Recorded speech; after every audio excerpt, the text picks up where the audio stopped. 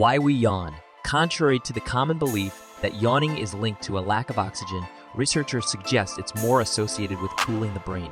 When we yawn, we open our mouths wide, stretching the jaw and increasing blood flow. The deep inhalation during a yawn also allows cool air to enter the mouth and reach the blood vessels near the surface of the brain.